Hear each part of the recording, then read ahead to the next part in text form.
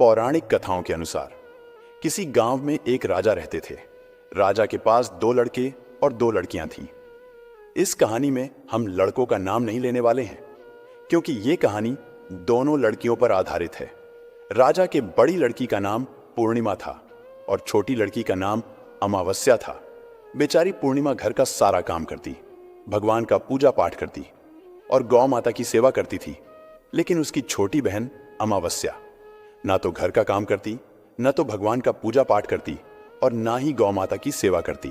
लेकिन राजा और रानी अपनी छोटी बेटी अमावस्या से बहुत प्यार करते थे और पूर्णिमा से नफरत करते थे। राजा के दोनों लड़के और दोनों लड़कियां धीरे धीरे बड़े हो गए। राजा ने किसी अच्छे घर को देखकर अपने दोनों लड़कों की शादी कर दी। लड़कों की शादी होने के 6 महीने बाद रानी राजा से कहती है, सुनो जी, अब हमारी दोनों बेटियां भी शादी करने के योग्य हो गई हैं। कोई अच्छा सा घर देखकर इनका भी शादी करवा दीजिए। लेकिन एक बात याद रखना, अमावस्या का शादी किसी अमीर घर में करना और पूर्णिमा का शादी किसी गरीब घर में करना, क्योंकि पूर्णिमा को काम करने का बहुत शौक है। वो पूजा पाठ में बहुत यकीन करती है, गाय की सेवा करती है। रानी ने राजा को रिश्ता ढूंढने के लिए भेज दिया। राजा पड़ोस के नगर में अमावस्या का शादी एक राजकुमार से तय कर दिया और उसी गांव में एक गरीब लड़के से पूर्णिमा की शादी तय कर दिया। राजा अपने दोनों बेटियों के शादी का रिश्ता रानी से बताया तो रानी बहुत खुश हुई और बोली, अब देखती हूं पूर्णिमा के भगवान उसकी मदद कैसे करते हैं, क्योंकि वो सारा दिन पूजा पाठ करती है और गाय की सेवा भी करती है। पूर्णिमा के माता पिता पूर्णिया से बहुत नफरत करते थे, क्योंकि पूर्णिमा सौतेली लड़की थी। लेकिन उसके भाई भौजाई पूर्णिमा से बहुत प्यार करते थे, क्योंकि पूर्णिमा घर के काम में हाथ बटाती थी और अमावस्या उन पर अपना रोब जताती थी। कुछ ही दिनों के बाद पूर्णिमा और अमावस्या की शादी हो गई। विदाई के समय अमावस्या को खूब सारा सामान दिया, सोना, चांदी, गहने और भी बहुत सारी चीजें दी। लेकिन पूर्णिमा को कुछ भी नहीं दिए। फिर दोनों बहनें अपने अपने ससुराल चली गई। कुछ दिनों के बाद सावन का महीना आया तो अमावस्या ने अपने घर शिव पूजा की चर्चा रखी। उसने पूरे गांव वालों को अपने घर बुलाया, लेकिन पूर्णिमा को नहीं बुलाया। गांव की सभी औरतें अमावस्या के घर जा रही थी। तभी उन्होंने देखा कि पूर्णिमा अपने घर के आंगन में बैठी हुई है। उन औरतों ने पूर्णिया से पूछा, तुम्हारी बहन के घर शिव चर्चा है, तुम नहीं चलोगी क्या? पूर्णिमा ने कहा, मुझे तो किसी ने बुलाया ही नहीं है और बिना बुलाए कोई किसी के घर थोड़ी जाता है। औरतों ने कहा, नहीं बुलाया है तो क्या हुआ, ये तो भगवान की शिव चर्चा है, चाहे कोई बुलाए या ना बुलाए, तुम हमारे साथ चलो। उन औरतों की बात मानकर पूर्णिमा उनके साथ चली गई। वहां पहुंचते ही जब अमावस्या की नजर पूर्णिमा पर पड़ी तो अमावस्या ने गुस्से में आकर पूर्णिया से कहा, तुम यहां कैसे चली आई? तुम्हें तो मैंने बुलाया ही नहीं था। खैर कोई बात नहीं है, अगर आ ही गई हो तो चुपचाप बैठकर कथा सुनो और इधर उधर मत घूमना। इस तरह अमावस्या ने पूर्णिमा की गरीबी का मजाक उड़ाया। अमावस्या की यह बातें सुनकर पूर्णिमा की आंखों से आंसू की धारा बहने लगी और भगवान शिव से हाथ जोड़कर पूर्णिमा मन ही मन विनती करने लगी। उसने भगवान से कहा, हे भगवान, क्या पूजा पाठ करना, घर का कामकाज करना, गौ सेवा करना ये सब गलत है? आखिर मेरा कसूर क्या है? आप मेरे ऊपर कृपा कब करोगे? पूर्णिमा बार बार भगवान से यही कहती रही। तभी शिव चर्चा पूरी हो गई और अमावस्या भगवान का प्रसाद बांटने लगी। उसने सबको भगवान का प्रसाद दिया, लेकिन पूर्णिमा को नहीं दिया। पूर्णिमा बिना प्रसाद के ही घर लौटने लगी। उसने रास्ते में सोचा कि मेरे बच्चे प्रसाद मांगेंगे तो मैं उन्हें क्या जवाब दूंगी। उसने सोचा कि मैं अपने मायके चली जा रही हूं और वहां से बच्चों के लिए कुछ लेकर आऊंगी। ऐसा सोचते हुए वो अपने घर गई और उसने अपने पति और बच्चों से कहा, मैं अपने मायके जा रही हूं। उन्होंने कहा, ठीक है। पूर्णिमा अपने मायके के लिए रवाना हो गई। चलते चलते रास्ते में एक चबूतरा मिला जिस पर तुलसी का पौधा लगा हुआ था। चबूतरे के बगल में एक बूढ़ी मां बैठी हुई थी। वो बूढ़ी मां कोई और नहीं बल्कि साक्षात तुलसी मां थी। उस बूढ़ी औरत ने पूर्णिमा से कहा, बेटी तुम कौन हो और कहां जा रही हो? पूर्णिमा ने अपना परिचय दिया तो बूढ़ी औरत ने पूर्णिया से कहा, बेटा ये तुलसी का पौधा सूख रहा है, इसमें थोड़ा सा पानी डाल दो और इस चबूतरे की साफ सफाई कर दो। ऐसा करने से मुझे थोड़ी ठंडक मिलेगी। पूर्णिमा ने कहा, ठीक है माताजी। उसने तुलसी में पानी डाला, चबूतरे की साफ सफाई की और उस बूढ़ी औरत को नहला भी दिया। पूर्णिमा बोली, बूढ़ी माँ, और कोई काम हो तो बताओ। बूढ़ी माता ने कहा, नहीं बेटा, अब कोई काम नहीं है, अब तुम जा सकती हो, लेकिन उधर से वापस आते समय मुझसे मिलकर जाना। पूर्णिमा ने कहा, ठीक है माताजी। फिर उसने वहां से चल दिया। चलते चलते आगे एक शिव मंदिर आया। मंदिर के सामने एक वृद्ध साधु बैठा हुआ था। वो साधु कोई और नहीं बल्कि साक्षात भगवान शिव थे। उन्होंने पूर्णिया से कहा, बेटी, तुम कौन हो और कहां जा रही हो? पूर्णिमा ने अपना परिचय दिया। फिर उस वृद्ध साधु ने पूर्णिमा से कहा, बेटा, इस मंदिर की साफ सफाई कर दो। सब लोग यहां पूजा पाठ करके चले जाते हैं, लेकिन कोई साफ सफाई नहीं करता है। पूर्णिमा ने मंदिर की साफ सफाई की और बोली, बाबा, कोई और काम हो तो बताइए, नहीं तो मैं जा रही हूं। वृद्ध साधु ने कहा, कोई काम नहीं है बेटा, अब तुम जा सकती हो, लेकिन उधर से वापस आते समय मुझसे मिलकर जाना। पूर्णिमा ने कहा, ठीक है बाबा। फिर उसने वहां से चल दिया। चलते चलते आगे रास्ते में एक काली मां का मंदिर मिला। वहां पर भी एक बूढ़ी औरत मंदिर के बगल में बैठी हुई थी। उस बूढ़ी औरत ने पूर्णिमा से कहा, तुम कौन हो बेटी और कहां जा रही हो? पूर्णिमा ने अपना परिचय दिया। फिर बूढ़ी मां ने पूर्णिया से कहा, बेटी, इस मंदिर की साफ सफाई कर दो। 3 महीने से किसी ने साफ नहीं किया है और मंदिर भी बहुत ज्यादा गंदा हो गया है। पूर्णिमा ने कहा, ठीक है माताजी। उसने मंदिर की साफ सफाई की, बूढ़ी मां को नहलाया और उनका श्रृंगार किया। इतना सब करने के बाद उसने बूढ़ी मां से कहा, माताजी, कोई और काम हो तो बताइए, नहीं तो मैं जा रही हूं। बूढ़ी मां ने कहा, नहीं बेटा, और कोई काम नहीं है, अब तुम जा सकती हो, लेकिन उधर से वापस आते समय मुझसे मिलकर जाना। पूर्णिमा बोली, ठीक है माताजी। इसके बाद वो वहां से चली गई। चलते चलते रास्ते में एक नदी आई। नदी के किनारे एक बूढ़ी औरत बैठी हुई थी। वो औरत कोई और नहीं बल्कि साक्षात गंगा मैया थी। उस बूढ़ी औरत ने कहा, तुम कौन हो बेटी और कहां जा रही हो? पूर्णिमा ने अपना परिचय दिया। बूढ़ी औरत ने कहा, बेटी, इस नदी में स्नान करने तो सभी आते हैं, लेकिन यहां साफ सफाई कोई नहीं करता है, इसलिए तुम इस किनारे की साफ सफाई कर दो। पूर्णिमा ने कहा, ठीक है माताजी। फिर वहां उसने खूब अच्छे से साफ सफाई किया।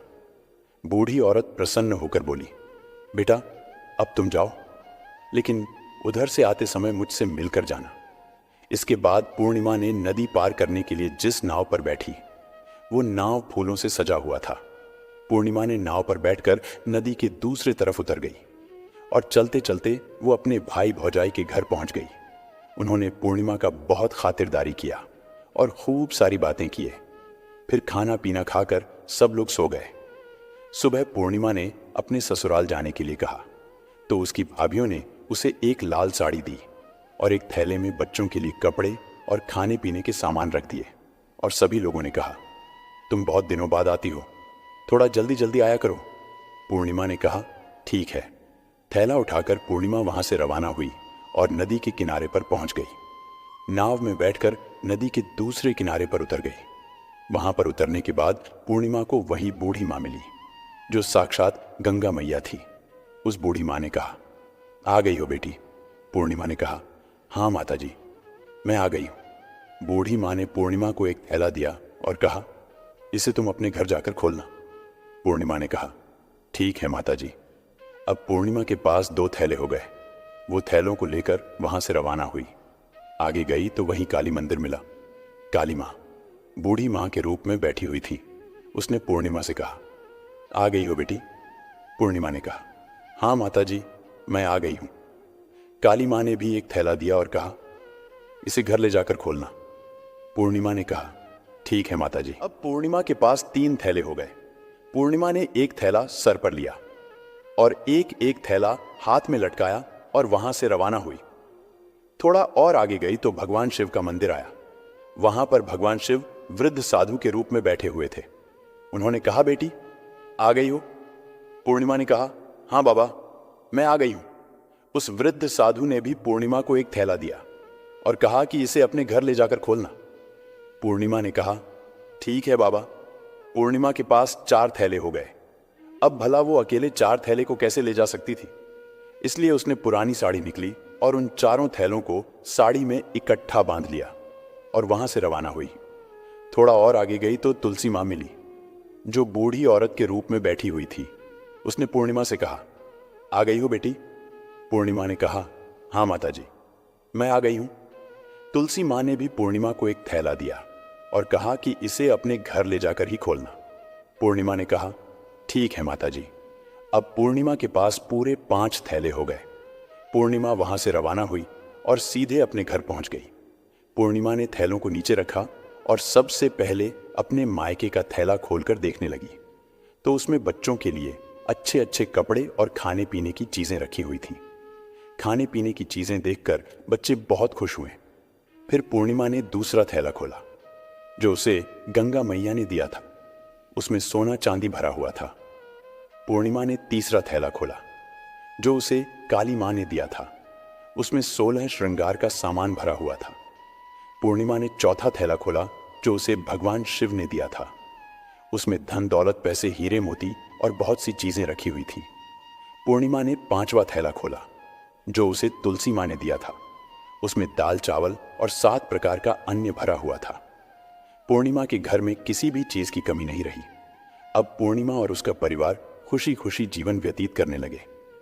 कुछ समय बाद पूर्णिमा के मन में विचार आया कि क्यों ना मैं भी अपने घर शिव चर्चा कराऊं।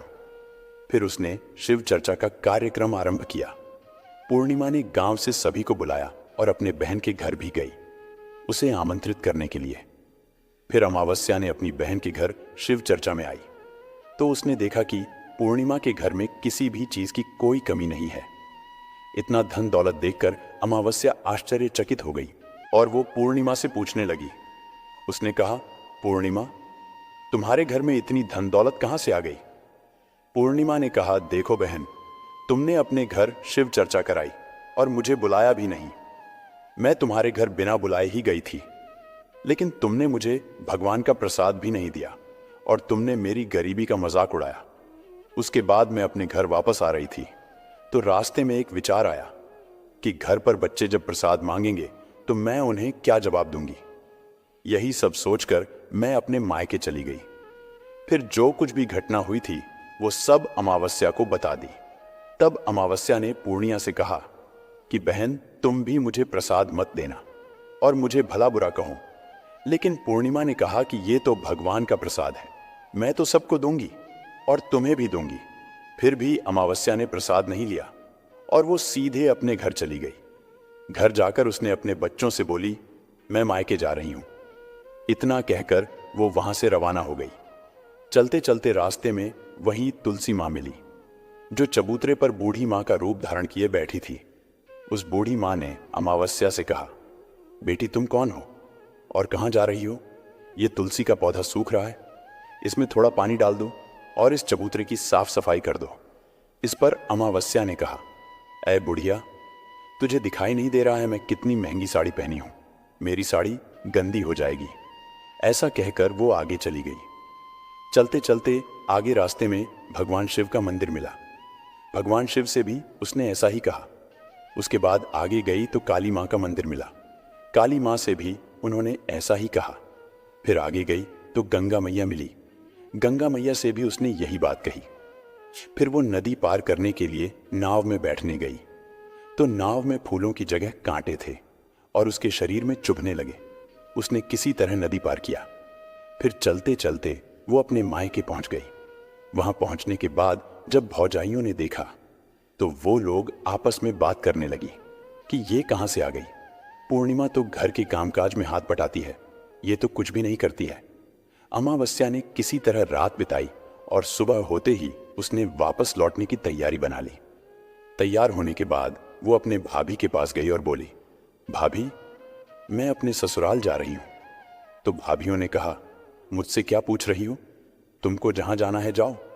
अमावस्या बोली, आप लोगों ने पूर्णिमा को थैला दिया था, मुझे नहीं देंगी क्या?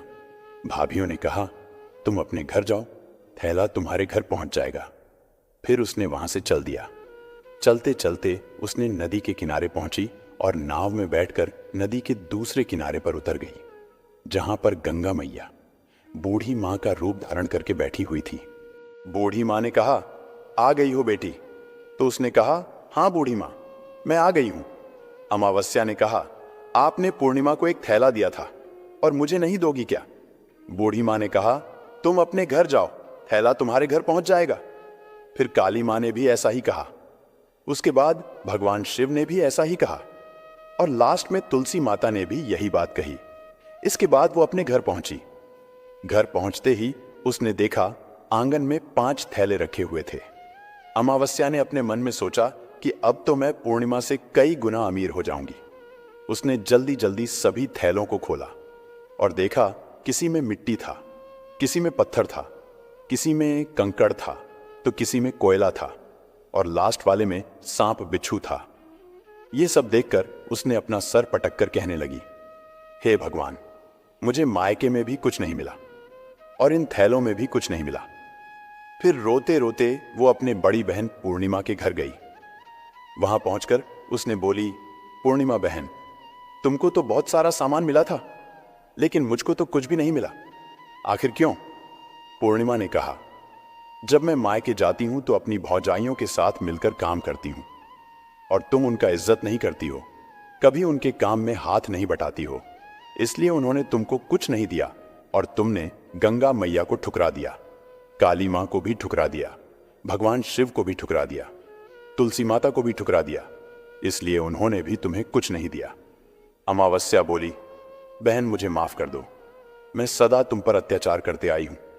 मुझे कुछ नहीं मिला तो कोई बात नहीं है, मैं भगवान की भक्ति करके सब कुछ प्राप्त कर लूंगी। मुझे इसका रहस्य बताओ। तो पूर्णिमा ने कहा, तुम 3 सूत्र का ज्ञान ले लो। पहले सूत्र में दया मांगना और दूसरे सूत्र में चर्चा करना तथा तीसरे सूत्र में 108 बार ओम नमः शिवाय का जाप करना। अमावस्या बहन, भगवान ने जो 3 सूत्र दिए हैं, इनको अपने हृदय में बसा लेना। मैं सच्चे मन से भगवान की पूजा पाठ करती हूं, इसलिए मेरे पास कुछ भी नहीं था, फिर भी भगवान ने मुझे सब कुछ दिया और तुम्हारे पास सब कुछ था, लेकिन सब कुछ खत्म हो गया।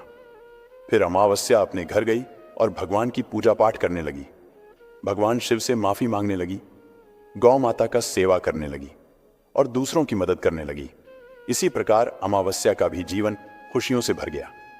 प्रिय भक्तगण, आपको ये कहानी कैसी लगी? आप हमें कमेंट में भी बता सकते हैं। अगर कहानी अच्छी लगी हो तो अपने दोस्तों और परिवारों के पास शेयर भी कर सकते हैं।